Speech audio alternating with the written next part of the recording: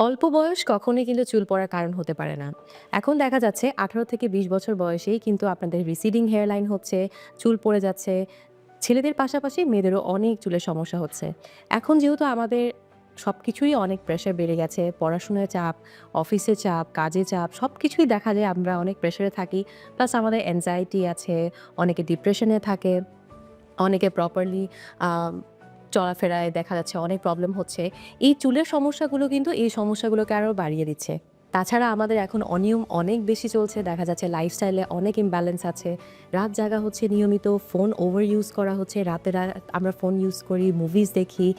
সকালে properly breakfast করা হচ্ছে না। সারাদিনের কোনো খাবার-দাবারের ঠিক নাই।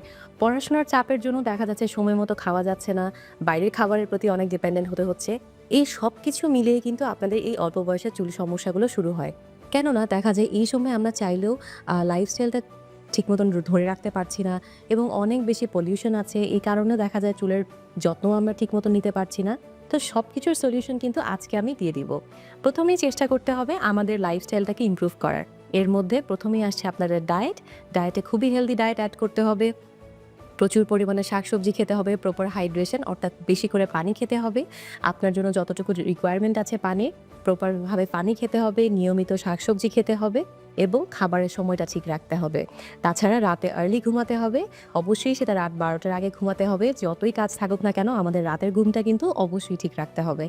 তাছাড়া খাবারের মধ্যে প্রচুর পরিমাণে ড্রাই ফ্রুটস এড করতে হবে। এখন অল সিডস এর প্যাকেট পাওয়া যায়। আমরা একসাথে কিন্তু সব ড্রাই ফ্রুটসগুলো একসাথে পেয়ে যাচ্ছি। তাছাড়া আলমন্ডস, ক্যাশিউস আ যেকোনো ধরনের হোল গ্রেইন বাদাম যেগুলো আছে, হোল গ্রেইন ফুডস আছে এবং ন্যাচারাল যে খাবারগুলো আছে এগুলো খেতে হবে। দুধ নিয়মিত খেতে হবে, ডিম খেতে হবে। আর নন ভেজিটেরিয়ান হয়ে থাকলে প্রচুর পরিমাণে পনির খেতে হবে, চিজ খেতে হবে, দই খেতে হবে। এগুলাতে কিন্তু আমাদের চুলের হেলথ কিন্তু সিক্রেট আছে। তাছাড়া নিয়মিত হেয়ার ওয়াশ করতে হবে। হেয়ার হাইজিন কিন্তু খুবই ইম্পোর্টেন্ট। দেখা যায় আমরা অনেকেই চুল পড়ে যাওয়ার ভয়ে কিন্তু হেয়ার ওয়াশ করতে পারছি না। সো প্রপারলি নিয়মিত ভালো শ্যাম্পু দিয়ে হেয়ার ওয়াশ করতে হবে। এর মধ্যে আছে কিটোকোনাজোল আছে, স্যালিসাইলিক অ্যাসিড আছে। প্রপার হাইজিনটা মেইনটেইন করতে হবে স্ক্যাল্পের এবং অবশ্যই ডেইলি এক্সারসাইজ করতে হবে। সেটা হতে পারে রানিং, সুইমিং, ওয়াকিং যেমনই হোক না কেন, খেলাধুলা হলেও আমরা সেটা একটু না একটু আমাদের ডেইলি অ্যাক্টিভিটিস এ এড করতে হবে। তাছাড়া বেশি, বেশি করে আ আমাদের খাওয়া-দাওয়ার পাশাপাশি আমাদের ভালো, ভালো চিন্তা করতে হবে এবং পজিটিভ থাকতে হবে। এতে করে দেখা যাবে আমাদের হেয়ার সমস্যাগুলো অনেক কমে যাবে। এর পাশাপাশি আমাদের নিয়মিত যদি চুল পড়েই যাচ্ছে, এমন হতে পারে যে আপনারা দেখছেন যে চুল পড়েই যাচ্ছে, খুব বেশি থিনিং হয়ে যাচ্ছে, চুলে হাত দিলেই পড়ছে, এমনও সময় আছে বসে আছেন চুল ঝরঝর করে পড়ছে।